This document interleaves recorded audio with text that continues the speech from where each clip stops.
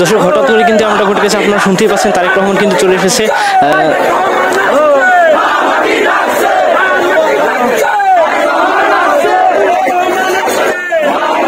আমি কিন্তু সবাই স্লোগান দিয়েছি, আপনারা শুনতে পাচ্ছেন। আমরা কিন্তু এই মুহূর্তে লাইভে রয়েছি। তারেক রহমান কিন্তু এইমাত্র দেশে ফিরে এসেছেন এবং ডক্টর ইউনূস নাকি পদত্যাগ করেছেন। তো 72 ঘন্টার মধ্যে শেখ হাসিনাকে দেশে ফিরিয়ে আনবো ইনশাআল্লাহ, বললেন চিত্রনায়ক সাকিব খান। আমাদের দাবি ছিল কোটা, এখন আমরা ডিসি অফিস আমরা চালাবো, এসপি অফিস আমরা চালাবো। দলবল নির্বিশেষে সকল রাজনৈতিক দলগুলো বৈষম্যবিরোধী ছাত্র আন্দোলনের মাধ্যমে পদত্যাগ করতে বাধ্য করেছিলেন প্রধানমন্ত্রী শেখ হাসিনাকে। পরবর্তীতে তাকে দেশ ছাড়তে বাধ্য করেন। কিন্তু বর্তমানে সমন্বয়কদের মাধ্যমে দেশ চলতে পারছে না বলে দাবি জানিয়েছেন অন্যান্য রাজনৈতিক দলগুলো। যেমন গণ অধিকার পরিষদের বিভিন্ন রীতিমতো জানিয়েছে, যাদের রাজনৈতিক কোনো সক্ষমতা নেই, রাজনৈতিক কোনো জ্ঞান নেই, তাদের মাধ্যমে একটা দেশ সংস্কার নয় এবং একটা দেশ ধ্বংস করতে ধাবিত হচ্ছে বলে জানিয়েছেন। ইতিমধ্যে সেই উপদেষ্টাদের কাপাকাপি শুরু হয়ে যাচ্ছে। প্রিয় দর্শক, আপনাদেরকে এমন একটি ভিডিও দেখাবো যে ভিডিওতে সেই জনপ্রিয় বাংলাদেশের শিল্প সমিতির চিত্রনায়ক সাকিব খান মুখ খুলেছে সেই বৈষম্য বিরোধী ছাত্র আন্দোলনকারী যারা বর্তমান সমন্বয়ক, যারা উপদেষ্টা হিসেবে কাজ করছে, তাদের বিরুদ্ধে অ্যাকশন নিচ্ছে।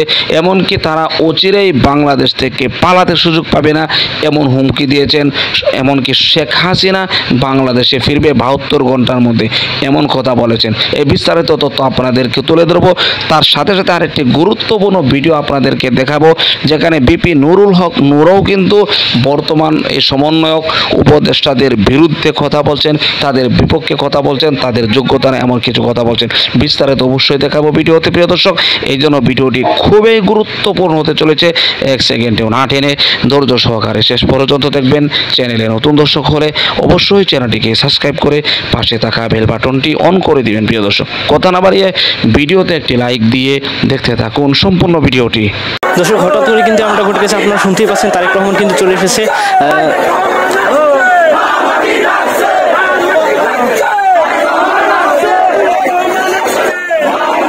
আমি কিন্তু সবাই স্লোগান দিয়েছি, আপনারা শুনতেই পাচ্ছেন। আমরা কিন্তু এই মুহূর্তে লাইভে রয়েছি। তারেক রহমান কিন্তু এইমাত্র দেশে ফিরে এসেছেন এবং ডক্টর ইউনূস নাকি পদত্যাগ করেছেন। তো এবং বিএনপির হাতে ক্ষমতা তুলে দেওয়া হয়েছে এবং বর্তমানে সেনাবাহিনীকে 2 মাসের তত্ত্বাবধানের সরকার হিসেবে দেওয়া হয়েছে। তারেক রহমান ফিরে এসেছে। কয়েকদিনের মধ্যে কিন্তু আবার নির্বাচন দেওয়া হবে এবং অনেকের বলছেন যে বিএনপিকে নাকি আগামীতে স্থায়ীভাবে সরকার ক্ষমতা দেওয়া হবে এবং আওয়ামী লীগকে আজীবনের জন্য নিষিদ্ধ করে দেওয়া হবে। দর্শক দেখতে পাচ্ছেন, আজকে কিন্তু বাংলাদেশের সর্বস্তরে, সব জেলায়, সব বিভাগে কিন্তু বিএনপির মিছিল বেরিয়েছে। তারা কিন্তু এত খুশি কখনোই হয়নি। বাংলাদেশের প্রায় 10 কোটি মানুষ এই সমাবেশে নেমেছে। আমরা এই পর্যন্ত যেতে পারি, তাই সেখানে কিন্তু সিকিউরিটির জন্য আপনারা দেখতে পাচ্ছেন ডিবি পুলিশ, অন্যান্য সকল পুলিশ তাদেরকে কিন্তু সিকিউরিটি দিচ্ছে। তো এই দেখা যাচ্ছে জনগণের মুখে কিন্তু অনেক হাসি বিএনপি ক্ষমতায় আসাতে। তো দর্শক, আপনারা কি বলছেন, আদৌ কি এইভাবে ক্ষমতায় আসা ঠিক? বিএনপি কি আদৌ ক্ষমতায় চলে আসতে পারবে এভাবেই? আপনারা কি বলে মনে করেন? অবশ্যই আপনাদের মতামত কমেন্ট করে জানাতে ভুলবেন না। ততক্ষণ আমাদের সঙ্গে যুক্ত থাকুন আর দেখতে থাকুন। 72 ঘন্টার মধ্যে শেখ হাসিনাকে দেশে ফিরিয়ে আনবো ইনশাআল্লাহ, বললেন চিত্রনায়ক সাকিব খান। চিত্রনায়ক সাকিব খান নিজের একটি সিনেমার শুটিং শেষ করে সাংবাদিকদের সাথে এক সংবাদ সম্মেলনে যোগ দেন। তখন সিনেমার বিভিন্ন বিষয়ে আলাপ শেষ করে যখন দেশের সার্বিক পরিস্থিতির ব্যাপারে সাংবাদিকরা তার ভূমিকা সম্পর্কে জানতে চান, তখন তিনি বলেন, কোটা সংস্কার আন্দোলন করে ছাত্ররা অবশ্য সরকার পতন করেছে, কিন্তু তারা এখন ঠিকই উপলব্ধি করতে পারছে তারা কি হারিয়েছে এবং কাকে হারিয়েছে। বাংলাদেশ বিনির্মাণে শেখ হাসিনার অবদান কতটুকু সেটা ডোম, মুসি, রিক্সা চালক থেকে শুরু করে সাধারণ শ্রমিকরা খুব ভালোভাবে বুঝতে পারছে এবং তাদেরকে ঠেকিয়ে রাখা কোনোভাবেই সম্ভব হচ্ছে না, সেটা সারা বিশ্বের লোকই দেখতে পাচ্ছে। তারা চায় যে কোনো মূল্যে শেখ হাসিনা আবার বাংলাদেশের মাটিতে ফিরে আসুক। চিত্রনায়ক সাকিব খান আরও বলেন, ইতিমধ্যে জানতে পেরেছি ছাত্ররা সমন্বয়কদের আর চায় না, তারা তাদের ভুল বুঝতে পেরেছে। তাদের শর্ত প্রধানমন্ত্রী শেখ হাসিনা মেনে নেওয়ার পরেও তাদেরকে দাবার গুটি হিসেবে ব্যবহার করা হয়েছে। তাই তারাও চায় অবিলম্বে শেখ হাসিনা বাংলাদেশে ফিরে আসুক। আর এই বিষয় নিয়ে আমিও একটি বিশ্বস্ত সোর্স থেকে আভাস পেয়েছি, জননেত্রী শেখ হাসিনা আগামী 72 ঘন্টার ভিতরে বাংলাদেশে ফিরবেন।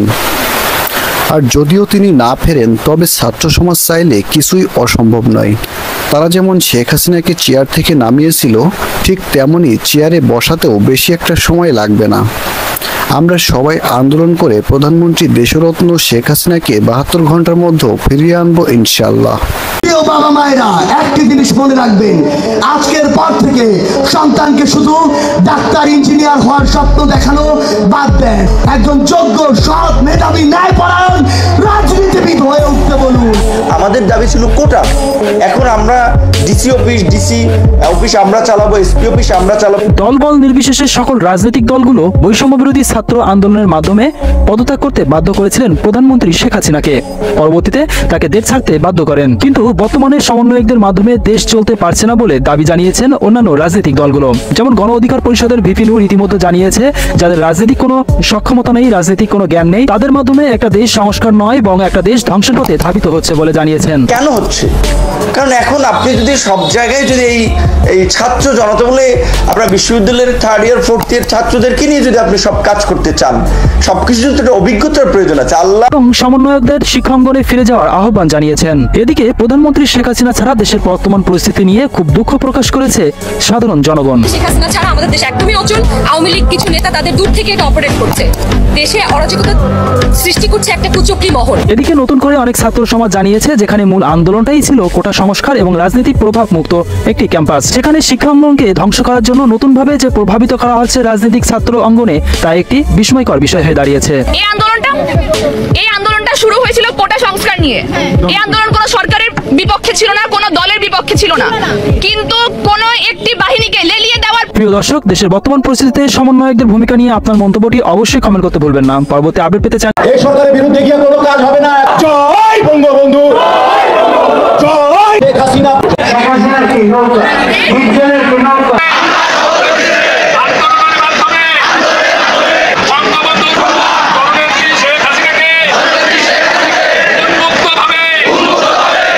দর্শক, আপনারা দেখতে পাচ্ছেন মিশা সওদাগর এবং ডিপজলের মতো বাংলাদেশের বিখ্যাত অভিনয় শিল্পীরা কিন্তু আজকে মহাসম্মেলনের ডাক দিয়েছে শেখ হাসিনাকে ফিরিয়ে আনার জন্য। তাদের সকলের মুখে কিন্তু একটাই স্লোগান, আনবো ফিরে বাংলাদেশে, শেখ হাসিনাকে আবার দেশে। এই স্লোগানটি তারা আপনি শুনতে পাচ্ছেন।